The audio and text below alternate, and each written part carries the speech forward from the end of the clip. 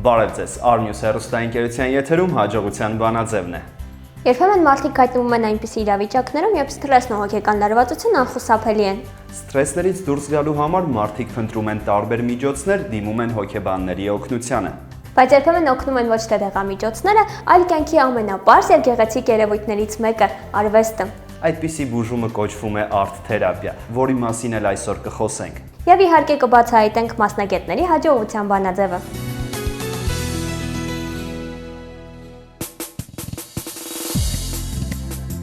Հաճախ մարդիկ դժվարանում են բառերով ձևակերպել իրենց մտքերն ու զգացմունքները։ Նրանք չեն կարողանում արտահայտել իրենց ապրումները, բացատրել, թե ինչ են զգում։ Հոգեկան անբացատրելի հուզական վիճակները եւ այլ խնդիրները հաղթահարելու հարցում օգնում են արտ-թերապիստները։ Արտ-թերապիան հոգեբանական մեթոդ է, որն իրականացվում է գեղարվեստական գործունեության միջոցով, նկարելով, քանդակելով, այսինքն գեղարվեստական ձևով խնդիրը կամ տրամադրությունը արտահայտելով։ Դեռևս 1930-ական թվականներին հոգեվերլուծաբաններն առաջարկեցին արտ-թերապիայի գաղափարը, որպես երեխայի անձնային էմոցիոնալ խնդիրների արտահայտման միջոց, հատկապես այն երեխաների, որոնք փախուստի էին դիմել Գերմանիայից, ԱՄՆ-ից Երկրորդ համաշխարհային պատերազմի տարիներին։ Արվեստի թերապիայի միջոցով սթրեսից ազատվելը դարձավ լավագույն հոգեբանական մեթոդը, որը տարածվեց եւ շարունակվում է կիրառվել ամբողջ աշխարհում։ Եթե նախկինում արտ-թերապիստները կարող էին օգնել միայն հոգեկան խնդիրներ ունեցող անձանց, հոգեբանական եւ հիվանդանոցային պայմաններում, ապա այսօր արտ-թերապիան ավելի լայն կիրառություն ունի։ Ամենից հաճախ այն կիրառվում է ներընտանեկան խնդիրների լուծման համար։ Արտ-թերապիստների օգնության կարիքն ունեն հիմնականում մեծահասակները եւ երեխաները։ Գաղտնիք չէ, որ երեխաների հոգեկանն ավելի խոցելի է, ուստի մեծ զգուշություն է պահանջվում։ Երեխաները սկսում են ճանաչել շրջապատող աշխարհը եւ կարող են բախվել շատ տարբեր խնդիրների ընտանիքում, մանկապարտեզում, բակում եւ շփման այլ վայրերում։ Իհարկե, երեխան չի կարող բացատրել իր հույզերը, իսկ մեծահասակները օգնել չեն կարող։ Արտ-թերապիստները խաղերի կամ ազատ շփման ու քննարկման միջոցով բացահայտում են երեխայի ներաշխարհը, եւ ստացվում է, որ երեխան բացահայտում է իր ստեղծագործական ներուժը, մեծերի ուշադրության կենտրոնում է հայտնվում եւ հաղթահարում հոգեբանական դժվարությունները։ Այսինքն արտ-թերապիայի գլխավոր նպատակը արվեստի միջոցով մարդկանց ինքնաբացահայտումն է։ Մարդիկ իրենց մեջ բացահայտում են ստեղծագործական կարողությունները եւ արտ-թերապիայից հետո շարունակում են ինքնուրույն զբաղվել արվեստի տարբեր ձևերով։ Արտ-թերապիստը պարզապես բժիշկ կամ հոգեբան չի։ Նա օգնում է ձերբազատվել տարբեր բարդություններից, ագրեսիայից, վախերից եւ այլ բացասական հույզերից։ Արվեստի միջոցով բուժումը հնարավորություն է տալիս մոռանալ ամոթի, բացասական երևույթների, անհանգստության կամ ինքնաքննադատության մասին։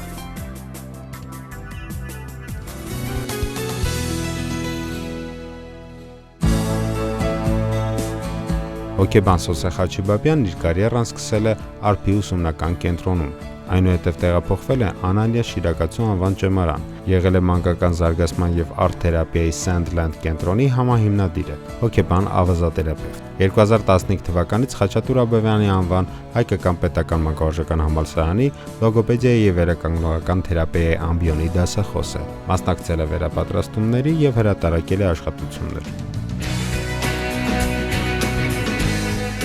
Հաջողության բանաձևն այս անգամ բացահայտելու է հոգեթերապիայի ուղղություններից մեկը՝ արտ-թերապիան։ Իսկ այդ հարցում մեզ կօգնի մանկավարժական համալսարանի լոգոպեդիա եւ վերականգնողական թերապիայի արտ-թերապիայի մասնագետ Սոսե Խաչիբաբյանը։ Բարև ձեզ։ Բարև ձեզ։ Խոսենք նրա մասին, թե ինչ է իրենից ներկայացնում արտ-թերապիան։ Եթե մենք այն բառացիորեն ենք թարգմանում, ապա ստացվում է թերապիա արվեստի միջոցով։ Իսկ եթե արդեն ձեր մասնագիտական ձևով Եթե կարճ բացատրեմ, դա հոգեբանական միջամտության ձև է, որտեղ որպես գլխավոր գործիք հանդես է գալիս արվեստը։ Ու արվեստի տարբեր ճյուղերի մասին կարող է խոսք գնալ, ամենատարբեր սկսած պարից, երգից, երաժշտությունից, մինչև նկարչություն, թատերարվեստ եւ այլն։ Այսինքն բոլոր հնարավոր ճյուղերը այստեղ կիրառվում են թերապիայի մեջ։ Արտ-թերապիան արդեն սկսում է հանդես գալ այն ժամանակ, երբ որ կա խնդիր, թե արտ-թերապիան նաև բացահայտում է այդ խնդիրը։ Լավ հարցադրում եք եւ խնդիրների դեպքում եւ բացահայտման ճանապարհ կարող է հանդես գալ որպես հոգեդիագնոստիկայի գործիք, հա, եւ բացի դրանից նաեւ որպես զարգացնող աշխատանք, որպես նույնիսկ լիցքաթափման ձև, ինքնաճանաչման ճանապարհ, բավական լայն է կիրառությունը արտ-թերապիայի։ Ովքեր կարող են դա կիրառել, այսինքն միայն նրանք, ովքեր ունեն խնդիրներ, թե պարզապես մարդը կարող է գնալ եւ զբաղվել արտ-թերապիայով, այսինքն միանշանակ կարող է դա եւ կարող է հանդես գալ ինչ որ առումով որպես հոգեպրոֆիլակտիկայի ձև, այսինքն մարդը ազատվելով իր բացասական հույզերից, խնդիրներից, որոնք բոլոր մարդիկ էլ ունենում են։ Կարող եմ ասել, որ արտ-թերապիան լավագույն մեթոդներից է հենց հոգետրավմայի հետ աշխատանքի, երբ որ մարդ խոսել չի ցանկանում, հա։ Այստեղ փաստորեն խոսքը առաջնային չէ։ Մարդը կարող է առանց խոսքի արվեստի միջոցների փաստորեն կիրառմամբ ունենալ արդյունք։ Մենք այստեղ ունենք ներկեր, վրձին եւ ինչի համար ենք այն օգտագործելու ինձ հետաքրքիր է։ Ես շատ ուզում եմ, որ խոսելուց բացի այսօր փորձենք նաև, հա, ձեզ հետ միասին փորձենք, դուք ինքներդ էլ տեսնեք եւ էֆեկտը եւ ինչ որ առումով նաև փոքրիկ ինֆորմացիա, թե նկարի միջոցով ինչպես կարելի է բացահայտել մարդուն, նրա ներաշխարհը։ Ձեր առջև փաստորեն դրված են ներկեր, վրձին, ջուր, նվազագույն բանը, որ այս պահին մեզ պետք է, հրահանգը իմ կողմից հետևյալն է՝ նկարեք ծառ։ Լավ, փորձեմ։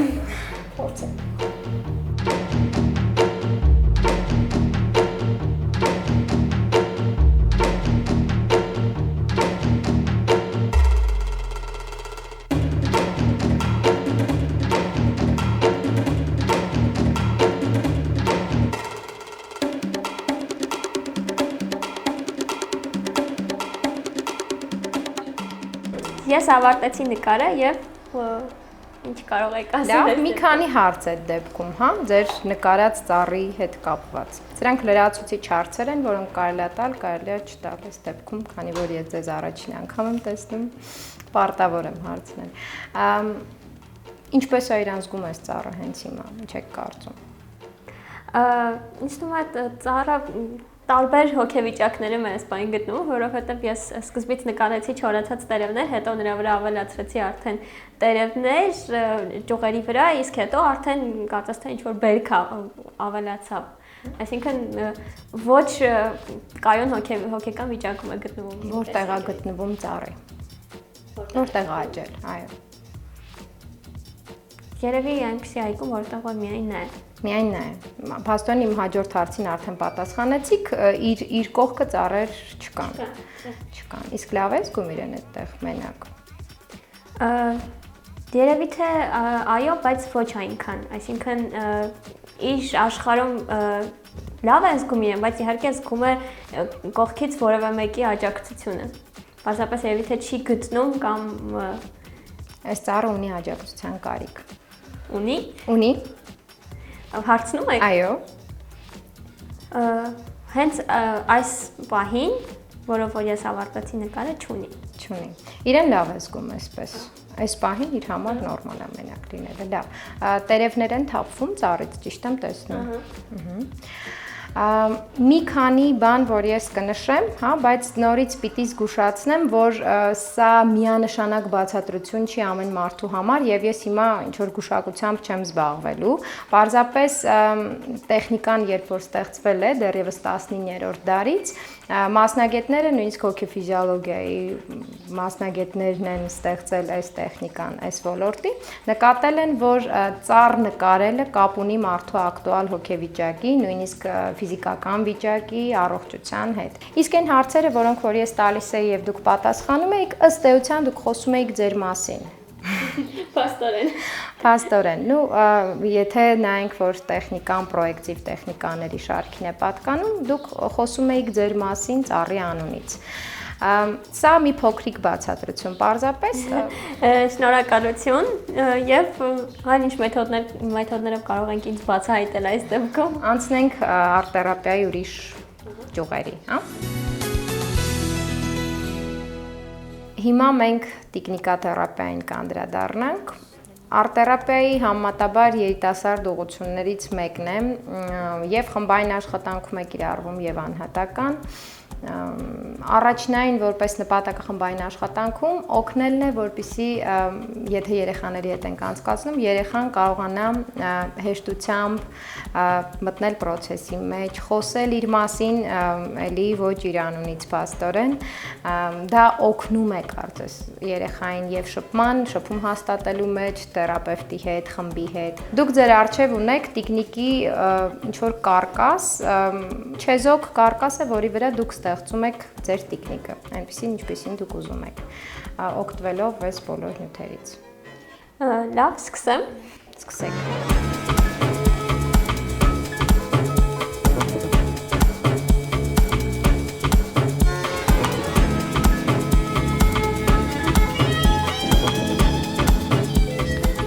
Կարծես թե իմ տիկնիկը պատրաստ է, իհարկե այն տեսքը չունի, որ ես կցանկանայի, որ ունենար ինչ-ինչ պատճառներից ելնելով, բայց փորձենք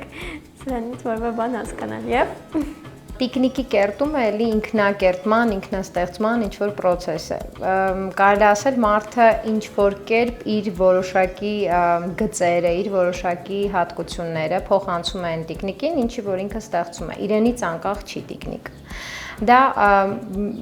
մեզնից, մեր եսից, մեր պատմությունից դուրս եկած ինչ-որ հատվածն է մեր։ Կփորձեք պատմել մի փոքր տիկնիկի մասին։ Տիկնիկը նման չի մնացած բոլոր մարդկանց, ոնց որ տեսնում եք, թե մազերի գույնով, թե իր ընտրած կերպարով, այսինքն հագուստով, որևէ հակասություն եմ նկատում, այսինքն այն ամենին, ինչը որ կա, դրան հակասող որևէ տարբերակ է իմ տիկնիկը, իմ կարծիքով։ Ամենայն դեպս ես այդպես եմ փորձել ստանալ։ Կարող ենք ասել, որ ինքը որոշ ստանդարտների սոցիումում ընդունված, փորձում է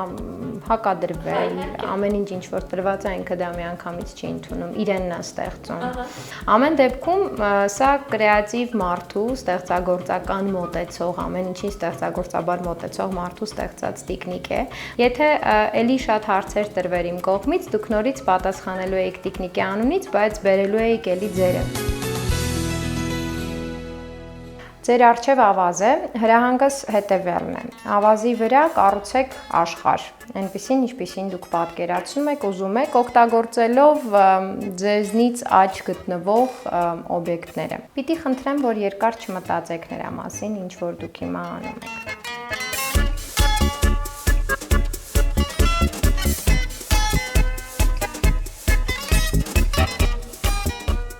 Հենց process-ը ավազային աշխարհ կառուցելու այցելուի խոսքն է, այսինքն դրանով ինքը պատմում է իր մասին։ Եվ նույնիսկ եթե չուզի խոսել, չուզենա պատմել իր ստեղծածի մասին, արդեն իսկ բավարար ինֆորմացիա կա։ Սկզբնական շրջանում ավելի քաոտիկ աշխարհներ են լինում, որտեղ քաոս է, անհասկանալի ինչ-որ վիճակ է, հա, երբ որ ավազատերապև աշխատում ենք,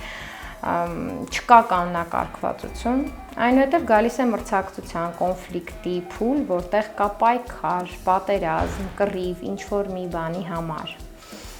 Այնուհետև գալիս է ներդաշնակությունը։ Իհարկե այս անցումը կարող է բավական երկար տևել, ներդաշնակության ժամանակ արդեն հենց աշխարհն էլ հուշում է, այստեղ արդեն ամեն ինչ կանոնակարգված է, քիչ թե շատ, կենդանիները զույգերով են դրված, դա լինում է իսկապես, ու ձեր աշխարհում նույնպես այդպես է, կենդանիները զույգերով են, մարդիկ նույնպես կարծես թե, թեև նաև պայքարի էլեմենտներ է այստեղ նկատվում։ Այս ամենը ինչ որ մենք արեցինք միասին, կարծես թե այստեղ ոչ մի վտանգավոր նյութ չկար, կարելի է տանը ուղղակի ինքդ քեզ համար օրինակ ծառ նկարես կամ ավազի վրա ինչ որ աշխարհ հավաքես եւ փորձես պատկերացնել, թե դա ինչ նշանակություն կունենա առանց մասնագետին դիմելու այս։ Իհարկե արտերապևտիկ որոշակի տեխնիկաներ կան, որ կարելի է ինքնուրույն փորձել, բայց այստեղ վտանգը կայանում է նրանում, որ շատ հնարավոր է մարդու մոտ առաջանան հարցեր, որոնց պատասխանը ինքը չունենա եւ դա առաջացնի լարվածություն եւ այլն։ Փոքրիկ կարելի է իսկապես ծառի տեխնիկան կարելի է տանը փորձել եւ հետո նաեւ ծանոթանալ մեկնաբանությանը։ Մեկնաբանությունը դուք մեզ կփոխանցեք, իսկ ես մեր հեռուստադիտողներին տեղեկացնեմ, որ դուք կարող եք նկարել ծառ եւ ինքներդ իմանալ, թե ինչ մեկնաբանություն ունի այն, իսկ մեկնաբանությունը մենք կտեղադրենք մեր Facebook-յան պաշտոնական էջում։ Եթե ցանկանում եք միաժամանակ մոտ լինել եւ արվեստին եւ հոգեբանությանը, կարող եք ընտրել Art Therapy-ն։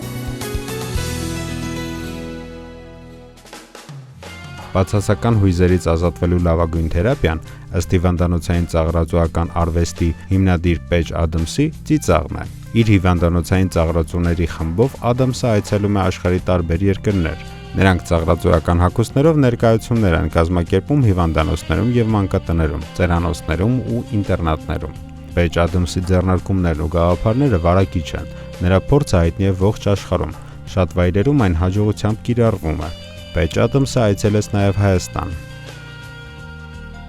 Արվեստի թերապիայով զբաղվելն օգնում է ինքնագնահատականի բարձրացմանն ու ստեղծագործական ճանաչողական հմտությունների զարգացմանը։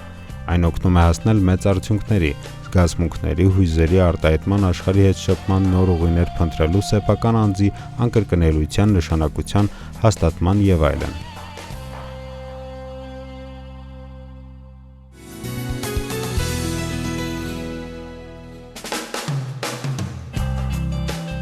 Սյունե Միքայելյանը մանկավարժական համալսարանի հատուկ կրթության ֆակուլտետի արտ-թերապիայի բաժնի մագիստրոս է։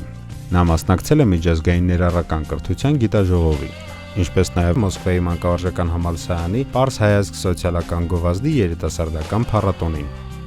Ինչպես պատահեց, որ ընտրեցիք այս մասնագիտությունը եւ ինչով է հետաքրքիր։ Նախ նշեմ, որ առաջի մասնագիտությամբ հատուկ հոգեբան եմ, բակալավրում ու ընտրությունս կայացել է նրանով, որ ունեցել եմ ծանոթ բարեկամ, ով զարգացման խանգարում ունեցող երեխա է ունեցել, ու ես փորձել եմ իր հետ շփվել, կոնտակտ հաստատել ու ինձ համար հետաքրքիր էր ոնց են ծնողները երեխային վերաբերում, կամ ընդհանրապես մարդիկ խնդրով երեխաների հետ ոնց են առնչվում, ինչ կերպ են շփվում։ Հենց այդ ուղղությամբ, երբ որ շարունակել եմ ուսումնասիրել, գտել եմ մեր համալսարանը, որտեղ եւ կար մեր բաժին, ընտրելով արտ-թերապիան փորձել եմ չսահմանափակվել, ուսումնասիրել եմ նաեւ արտ-թերապիան բացի համալսարանական կյանքից, թե որտեղ ինչ սեմինարներ, ինչ հետաքրքիր նորություններ կարամ գտնեմ Հայաստանում։ Ես հենց աշխատում եմ զարգացման խանգարում ունեցող երեխաների հետ եւ իրանց հետ նկարաթերապիայի միջոցով կարող ենք աշխատել, զարգացնել, հենց ինքը թերապևտի գործընթացը երեխաներին ապահովել, որը հիմա եւ դուք կանում եք։ Իսկ կպատմեք ուսանողական տարիների ժամանակ ոնց էին անցնում ձեր դասերը, պրակտիկաները, մի փոքր դրա մասին խոսենք։ Տարբերությունը շատ մեծ էր, քանի որ հատուկ հոգեբանությունում մենք հենց կոնկրետ դասեր են կարել, պրակտիկը եղել է միայն պրակտիկայի ժամանակահատվածում, իսկ մագիստրատուրայի ընթացքում արտ-թերապիա բաժին ընտրելով շատ է եղել հենց դասերի ընթացքում պրակտիկա, այսինքն մենք դասի ընթացքում ենք թերապիա իրականացրել, դասի ընթացքում ենք նյութ ինչ-որ տեխնիկա սովորել ենք հենց մեր վրա։ Այդ գործընթացը մենք ապահովել ենք լսարանում եւ այդ ավելի ամրապնդումային ամեն ինչ որ սովորել ես, այն ամեն ինչ որ դասավանդել են դասախոսները։ Իսկ դուք աշխատում եք երեխաների հետ, կպատմեք ինչպես է ընդհանրապես պրակտիկա աշխատելը երեխաների հետ, արդյոք շատ դժվար չէ ձեզ համար։ Դժվար այնքանով, որ զարգացման խանգարում ունեն երեխաները եւ իրենց մոտեցումը լրիվ ուրիշ է, հա, իրենց հետ պետք է շատ ուշադիր լինել։ Բնականաբար բոլոր երեխաների հետ ուշադրությունը կարևորվում է, բայց տվյալ դեպքում արտ-թերապիա շրջանակներում ինքնաարտահայտումը տվյալ երեխաների շատ մեծ դեր է հատկացվում։ Նրանց աշխատանքը մենք նկարները, օրինակ, վերցնենք նկարները երեխաների դիագնոստիկայի չենք ենթարկում, չենք ախտորոշում, կարևորում ենք երեխաների ռելաքսացիայի, թերապևտիկ այն ընթացքը, որ երեխան է անում։ Նկարելը երեխայի կամ ավազով նկարչությունը, կավը, որ երեխան կարող աշխատել, կամ տիկնիկի պատրաստումը, տիկնիկի վրա ինչ-որ գործընթաց կատարելը, ապահովում են երեխայի ինքնադրսևորումը, ինքնաճանաչումը, ինքնարեալիզացումը թերապևտիկ սեանսի միջոցով։ Ինչպես ես պատկերացնում քեզ ապագայում, ինչպիսի մասնագետ, եւ կա արդյոք թերապիայի ինչ-որ միջուղ, որ մտքում ունես, կուզենաս այդ ամեն ինչը վերածես իրականության։ Հա, մտքում ունեմ հենց նկարաթերապիան, մագիստրոսական թեզիս էլ ուղղված է եղել նկարաթերապիային, շատ կուզենամ, որ բոլոր կենտրոններում նկարաթերապիան կիրառելի լինի եւ ոչ միայն արտ-թերապիստների կողմից, այլ նաեւ հոգեբանների կողմից, մանկավարժների կողմից, մեծամասամբ բոլորն են սիրում նկարել եւ շատ կցանկանամ, որ տեխնիկագործությունը, հա, տեխնիկաթերապիան, դիմակաթերապիան, դրամաթերապիան բոլոր կենտրոններում կիրառելի լինեն, որտեղ միշտ ընդունված է մի քանի թերապիա ընտրեն, հեքիաթաթերապիան է դա, որոնք որ ավելի արդի են բոլոր երկրներում, հա, բոլոր տեսակի երկրներում կան, իսկ Հայաստանում ոչ բոլոր թերապիաներն են, որ կիրառելի են, կցանկանամ, որ բոլորը կիրառելին են։ Ես ինքս կուզեի վերապատրաստվեի եւ ես ինքս կիրառեի դիմակաթերապիան, նկարաթերապիան եւ տեխնիկաթերապիան։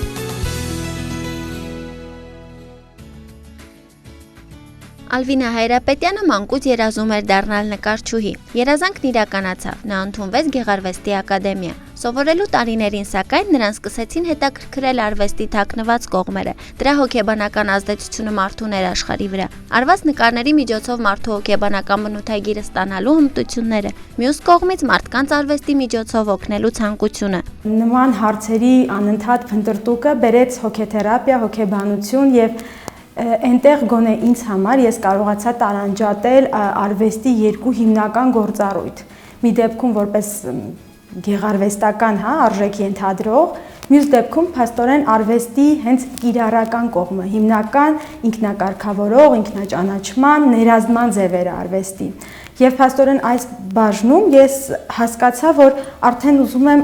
մտնեմ հենց կիրառման դաշտ, կիրառման ոլորտ եւ հենց այդ ինքնակարգավորման, ինքնաճանաչման մեխանիզմները կիրառեմ արդեն գործնականում, պրակտիկայում եւ փաստորեն բախվեցի արտ-թերապիայի հետ։ Լինելով ակտիվ ու նպատակասլաց, Ալվինան փորձեց իր ներդրումն ունենալ արվեստի թերապիայի զարգացման գործում։ Ուսումնասիրելով նաև մարդու հոգեբանությունը, նա մասնագիտական հմտությունները համակցեց նկարչության հետ։ Նկարչաթերապիան փաստորեն, եթե այսպես նայենք, ոչ վերբալ ինքնաարտահայտման միջոց է խորհրդանիշների լեզվով, այսինքն սիմվոլների միջոցով մարդը կարողանում է ինքնաարտահայտվել։ Եվ փաստորեն ընտրելով կոնտինգենտ, ում հետ ես աշխատում եմ, երեխաներ, դեռահասներ, ովքեր ունեն խոսքի այս կամ այն դժվարությունները, խնդիրները, եւ փաստորեն այստեղ արտ-թերապիան անգնահատելի դերակատարություն ունի, փաստորեն արտ-թերապիան, նկարչաթերապիան այս պարագայում թույլ է տալիս երեխաներին, դեռահասներին ինքնաարտահայտվելու եւ շփում հաստատելու դիմացինի հետ։ Մասնակցելով մի շարք միջազգային ծրագրերի, արտ-թերապիստը կարողացավ իր հմտություններն ուղղել որոշակի առանձնահատկություններ ունեցող երեխաների խնդիրների հաղթահարմանը։ Հիմնականում աուտիզմի դրսևորումներով երեխաների հետ աշխատելով, Ալվինա Հայրապետյանը արվեստի թերապիայի որոշ ուղղություններ ադապտացրեց ու ներմուծեց այս ոլորտ, կարևորելով ոլորտը զարգացնելու խնդիրը։ Արտ-թերապիան կամ ստեղծագործական գործընթացը հիմնականում գործածվում էր հոգեբանի աշխատանքում, դեֆեկտոլոգի աշխատանքում, լոգոպեդի աշխատանքում եւ կազմում էր պարապմունքի, ենթադրենք, մի մասը։ Այս պարագայում մենք ունենք առանձին մոդել եւ փաստորեն ես կարողացա հարմարեցնել, դնել, համահարթել կարեւորության առումով արտ-թերապիայի արժեքը եւ դնել այդ բազմամասնագիտական խմբի մեջ։ Հոգեբան արտ-թերապիստն իր մասնագիտական գիտելիքները կիսում է նաև ուսանողների հետ։ Նա մանկավարժական համալսարանի լոգոպեդիայի եւ վերականգնողական թերապիայի ամբիոնի դասախոս է։ Ալվինան պահանջկոտ է ցանկացած պարագայում։ Ըստ նրա հենց խիստ մոտեցումն է երբեմն պայմանավորում որակը։ Իսկ որակն այս դեպքում կարևոր է, քանի որ իր գործընկերների եւ ուսանողների գործունեությունից է կախված մարդու առողջությունը։ Միայն այն, որ գործ ունես մարդու հետ, եւ երեխա, ում խնդրից բացի դրա հետևում կա ընտանիք, որը եւս փաստորեն խոցելի խումբ է ինչ որտեղ։ Փաստորեն գործ ունես